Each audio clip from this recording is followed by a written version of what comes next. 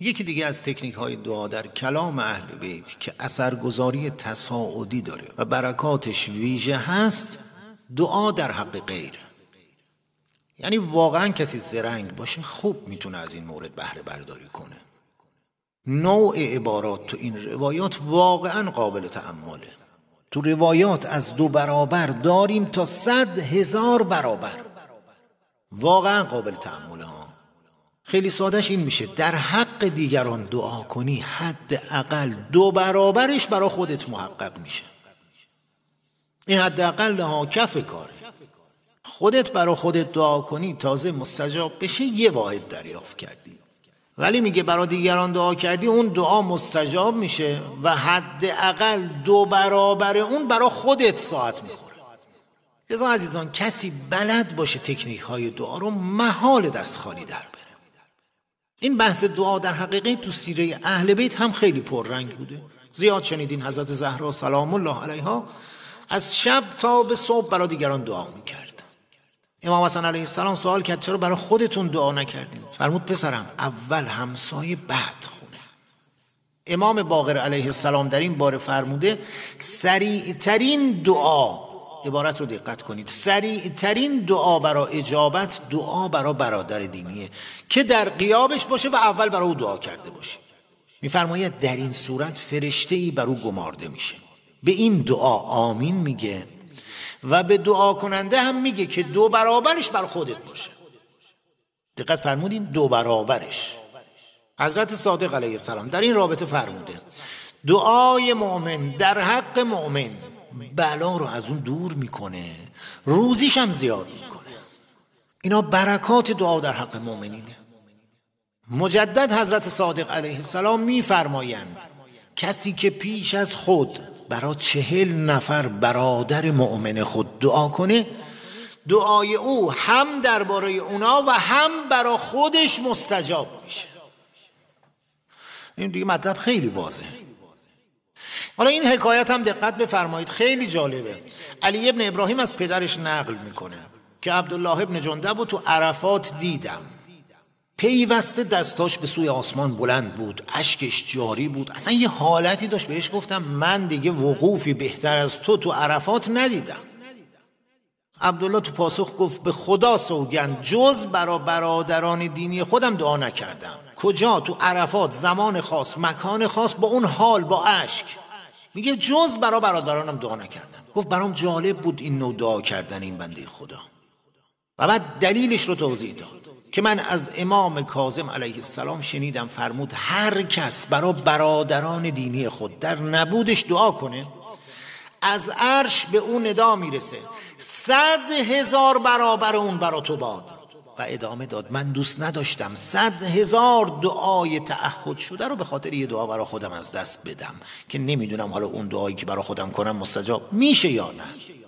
سبحان الله 100,000 برابر. روایتم در کافی شریف محکم. اینا سنت های خداست، قوانین خداست. زرنگ باشیم ازش استفاده کنیم. ببین شواهدم زیاده ها، مشابه مطلب قبل در کتاب من لا یحزن. امام صادق علیه السلام میفرمایند اگر شخصی پشت سر برادر مؤمنش براش دعا کنه از عرش ندایی میاد که 100,000 برابر اون برا خودت. سبحان الله. روایت بعدی پیامبر صلی الله علیه و آله فرمودند هیچ بنده ای نیست که برا مرد یا زن مؤمنی دعا کنه مگه این که خداوند از جانب هر مرد و زن مؤمنی که در گذشته بوده یا در آینده تا روز قیامت میاد مانند آن چرا که دعا کرده است به او بازگرداند. ببین چه امتیازات ارزشمندی دم دست ماست و ما به واقع استفاده نمی کنیم. تو روایات میگه هر کی بگه اللهم اغفر للمؤمنین والمؤمنات والمسلمین والمسلمات الاحیاء منهم و جمیع الاموات به شماره تمام انسانهای گذشته و آینده این دعا برای خودش مستجاب میشه یا همین دعا رو برای اون میگیسن.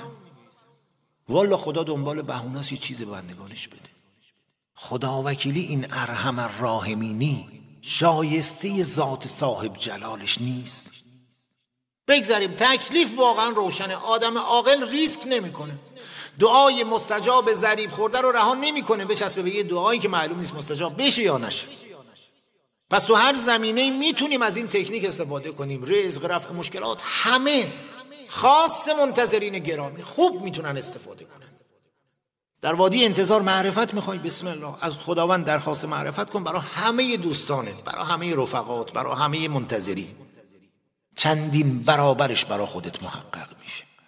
میخوای دعا برای فرج زیاد بشه، توفیق دعا برای فرج رو برای همه شیعیان شرق و غرب عالم بخواه از خدا، خاص زوار سید الشهدا علیه السلام.